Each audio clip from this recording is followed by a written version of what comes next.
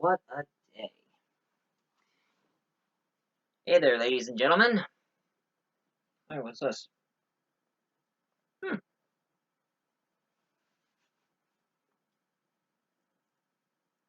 Looks kind of good. What do you guys think? The hat's pretty cool? Hmm. Well, anyway, ladies and gentlemen, welcome for today's multi-voice ween. I am the multi-voice reviewer. I have scary voices because it's Halloween. And today, ladies and gentlemen, this one is another Ray Bradbury review, ladies and gentlemen, because I'm going to review something that is part of Ray Bradbury and was I would say it was the pinnacle of it was the pinnacle and the archetype of the architect of all the horror stories that we know and love. And of course, for those of you who know Ray Bradbury, he was a really great writer who wrote a lot of really good stories and some good anthology scary stories. So this time I'm going to be reviewing a movie. It's based on one of his books, and this one, it was from Disney, believe it or not. And it was made back in the 80s. And I know some of you are thinking, hey, it's on Disney? Maybe we can look it up on Disney Plus. Don't bother. It's not on Disney Plus. I mean, I have a lot of friends who are Disney fans and they have Disney Plus. It's not on there. But you can easily just find it on YouTube until they decided to remove it. And this Disney movie, it was made in the 80s and it was rated PG. And everybody kind of remembered back in the 80s, PG rated movies in the 80s, they always show a lot of scary scenes in it, even though they're rated PG and they're very scary. Not like the movies of the day, where PG rated movies pretty much stands for practically G, where it's all kid friendly. You know, kids in the 80s were a lot smarter and they're used to the creepiness. But of course, there's always be the parent who'll be saying, "Please, somebody think of the children!"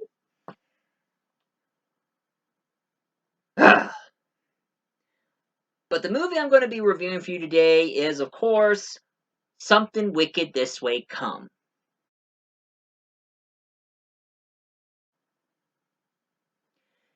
Now, what can I say about Something Wicked This Way Come? Actually, what can you say about Something Wicked This Way Comes?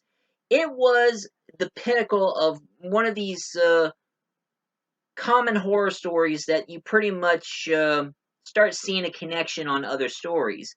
I mean, a lot of people used to say that it was it was the kind of story that pretty much inspired Stephen King with his It stories, and of course R.L. Stine and his Goosebumps, and of course some of the Are You Afraid of the Dark series. Now, and of course, Something Wicked This Would Come was based on one of Ray Bradbury's books here.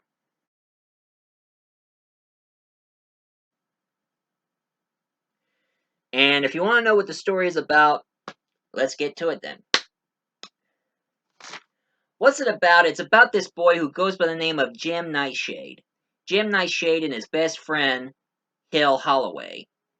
Now, of course, Jim Nightshade was played by Sean Carson and Battle Peterson.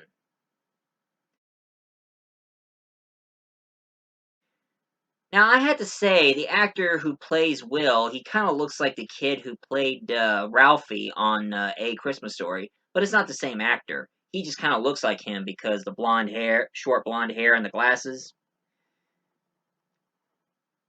And they live in this really nice, peaceful town. Really nice and peaceful. And Halloween is starting to come soon. So from out of nowhere, they found this guy who goes by the name of Tom Fury, who is played by Royal Dano. Now, Tom Fury, he's a lightning rod salesman. He goes everywhere in town selling lightning rods. And of course, they come across Will's father, Charles Holloway, played by Jason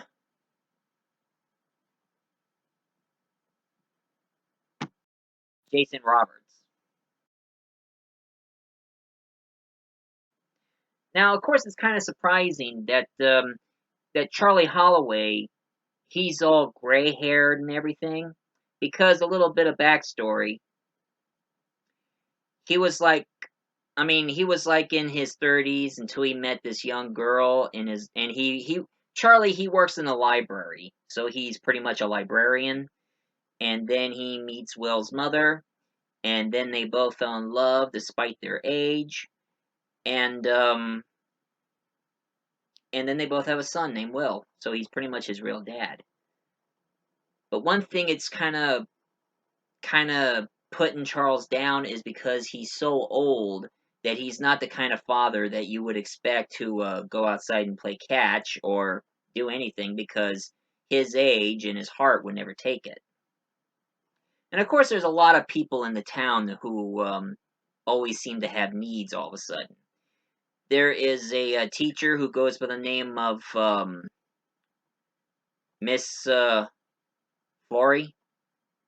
Miss Flory, rumors said that she used to be the most beautiful woman in the town. But ever since she became a teacher, age caught up to her and got old. And of course, there was a barber who goes by the name of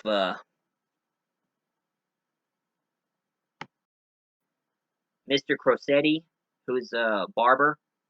And even though he's a barber in a small town, the only thing he desires, he likes to meet women from exotic countries. He likes to meet some exotic women.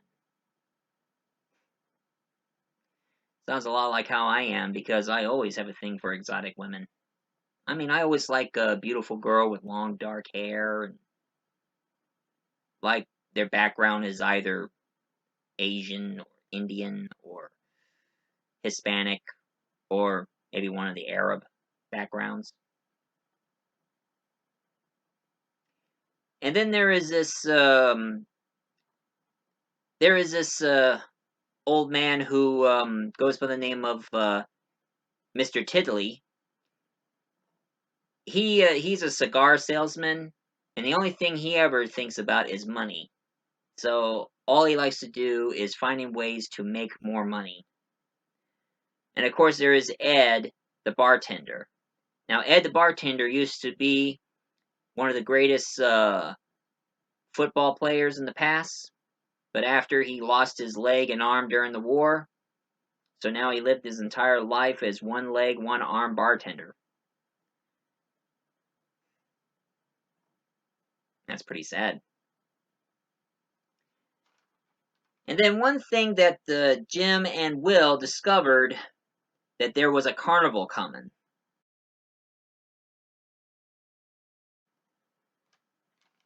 And here's the shocker here. One thing about this carnival,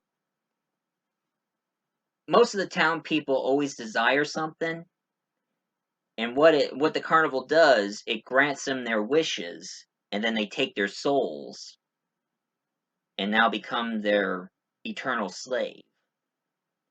So whatever they wish for, they're going to be part of the carnival now. And of course, there is this guy who goes by the name of Mr. Cougar. He's he's he's like one of the strong arm guys. And a little known fact: the people who is behind the carnival, there is this Dutch witch played by the lovely Pam Grier that a lot of people remember from the black exploitation movies.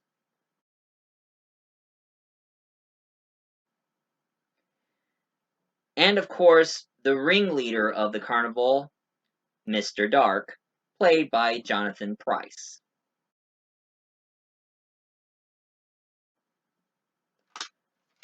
Now, a little known fact, I heard that when Ray Bradbury was involved of making that movie, he wanted one of the he wanted one of the horror icons to play Mr. Dark, like either Peter Cushing or Christopher Lee, but instead they got Jonathan Pryce. Now, Jonathan Pryce, one thing I got to say that he's a really good actor. And his performance of Mr. Dark, I mean, he does have one of those gentle smiles, like when he smiles at you, it makes you feel more welcome, like going, "Hey, welcome to my carnival. Please enjoy the rides and the games."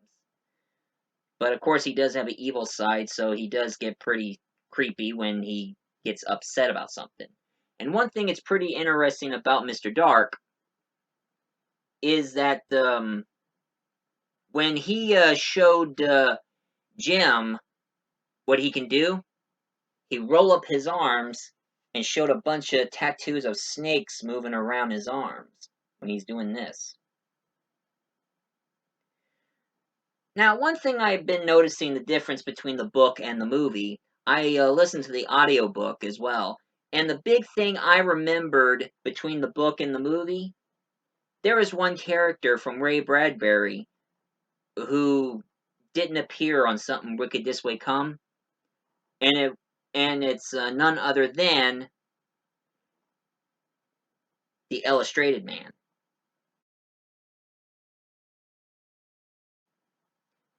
Now, I was kind of surprised to know that the Illustrated Man was in this story. So I guess he must be one of those sort of. I mean, it's like Ray Bradbury is trying to create his own universe, just like Stephen King, creating characters that are connected from the other stories. And the Illustrated Man, he was one of Mr. Dark's cronies before Ray Bradbury written his book, the Illustrated Man, and of course they did made a movie about him, and it was just an anthology story because they call him the Illustrated Man is because his entire body are covered with tattoos. But like he said in the movie, The Illustrated Man, they are not tattoos, they illustrate on skin. And the reason why he calls them illustrated skin is because each tattoo in his body tells a story. So that's exactly why he's called the Illustrated Man, because each and every picture of a tattoo tells every single story all over his body.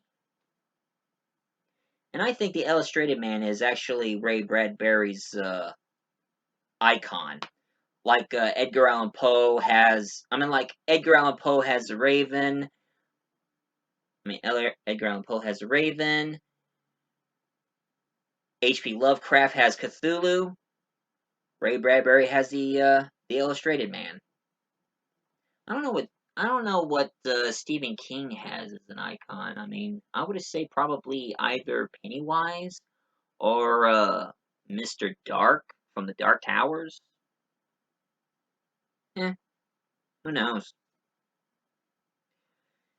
And of course, there was other parts in the book that they never mentioned in the movie. Like there are two. When the boys started noticing something strange was happening, two cops listening to them, and they started to investigate.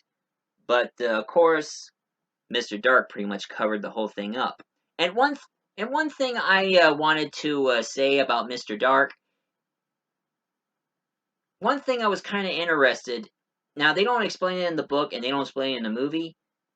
They're hinting that Mr. Dark is supposed to be like some kind of demon, like he takes people's souls from what they wish for. And it's kind of surprising because all these things starts happening here, like the teacher. She finally got her wish. She became young and beautiful. And of course, one thing that Mr. Dark said, one of his henchmen named Mr. Cougar, he put him in the merry-go-round, and the merry-go-round went backwards. And as it went backwards, Mr. Cougar went younger and younger and younger, and claims to be the teacher's nephew.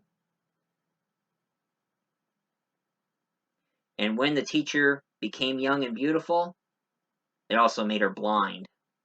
And even though she's all begging and pleading for help, young Mr. Cougar just stand there and smiled.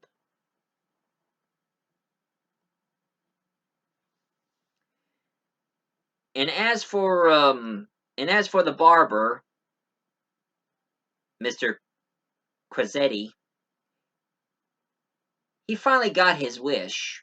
He did went to meet a bunch of exotic dancers, and all of them kept taking off his clothes while he was laughing, and now he ends up dressing up like one of the dancer girls.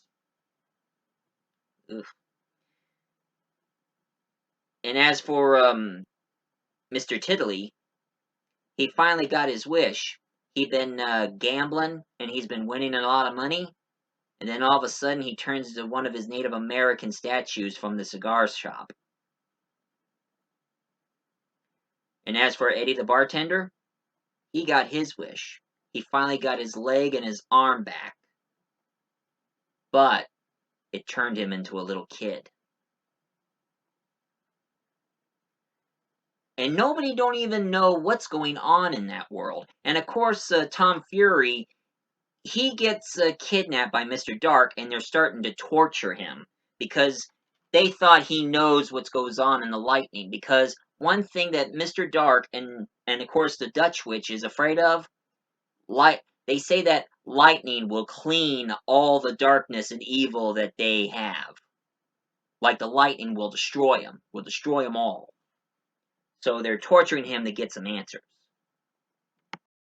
And the only person who discovered what was going on is, of course, Charles Hollett, Will's father. Because he starts noticing some things is kind of fishy to him. Most of the stores being closed and wherever happened to those people from the town. And that's where he starts meeting Mr. Dark. And he's asking him, have you seen these boys? Which he has tattoos of their faces on his hands, which I already showed you. But, and of course, Charles made a lie about their names and all, but he says, you're lying, you know who they are. And as Charles found his son and Jim, he told him to come to his library at midnight. Because he may find some information that they need to know. So, they all showed to the library, and he looked up throughout the books, throughout history, and it turns out that there always been a carnival that always shows up in town once a generation. And each and every year of the generation, there always been people disappearing from the carnival, and nobody don't even know where they are and what happened. And Mr. Dark showed up. And now he's trying to do the same thing by trying to find the boys. And also, he said that he would help Charles. Since he was an old man, he can make him young as he desire. But of course, the Ditch Witch starts torturing him, while Mr. Dark got the boys. But of course, Charles, he finally snapped out of the trance that the Dust Witch tried to do to him. So, he finally went back to the carnival and find the boys. And of course, he saw Will trapped under the glass in the room of mirrors. And he tries to bust through the glass and got his son Will. And even the bit of a flashback, in the past, Will was almost drowned at the lake, and Charles saved his life in the past. So that pretty much brought some hope in his thoughts, because he does care for his son a lot. And the last thing he wants is anything to happen. Oh yeah, and there's that really shocking scene on that movie where Jim and Will was running away from the carnival, and then all of a sudden they saw somebody gets beheaded on the guillotine, and when they looked at the head, it was Will's head. Oh, but anyway, Mr. Dark, he wants Jim because his last name is Nightshade, and he wanted him to be like his apprentice for eternity. But of course, the lightning hits the lightning rod on Mr. Fury's hand, and it made him bust through the electric chair that they were torturing him in, found the dust witch, and impaled her with the lightning rod.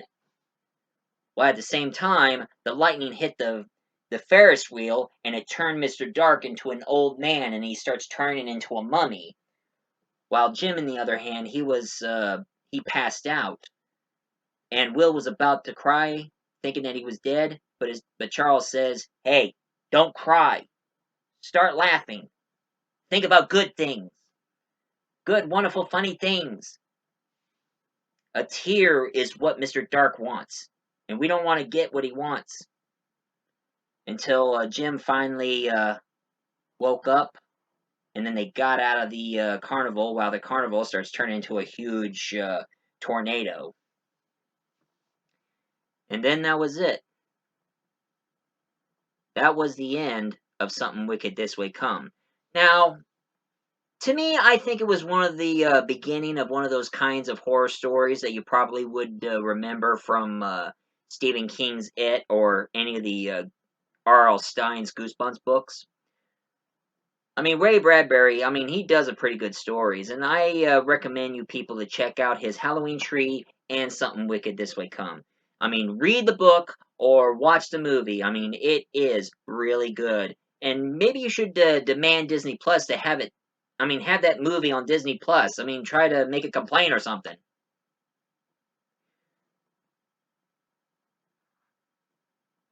But of course, it's up to you. Or just look it up on YouTube. You can't miss it.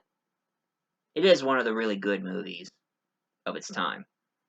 And one thing I've been noticing that they've been making a lot of plays, Broadway plays of Something Wicked This Way Come lately. So I think the legacy of Something Wicked This Way Come is still going strong.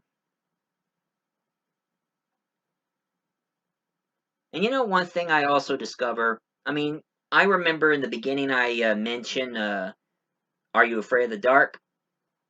I have seen that Are You Afraid of the Dark three-parter on Netflix. For a moment, I thought it was. For a moment, I thought it was like their version of Something Wicked This Way Come, like some sort of ripoff or something. But after I saw the movie, it was good. You guys should check it out if you have Netflix. I mean, Are You Afraid of the Dark series is a really good movie. And I know some of you are going to be thinking, am I going to be reviewing Are You Afraid of the Dark? Maybe, but there's a certain Goosebumps that I need to watch and probably be my next review. And of course, there is one thing on Goosebumps that I want to talk about. I mean, I know I talked about the Attack of the Mutant, but another Goosebumps I want to listen to the audiobook of is, of course, Attack of the Jack-O-Lantern, because that Goosebumps story is screaming Halloween, and I think I'm ready to hear it. Well, ladies and gentlemen, this is my review for the day. If you like this review, please leave a comment down below, hit like and subscribe for more reviews, and happy Halloween.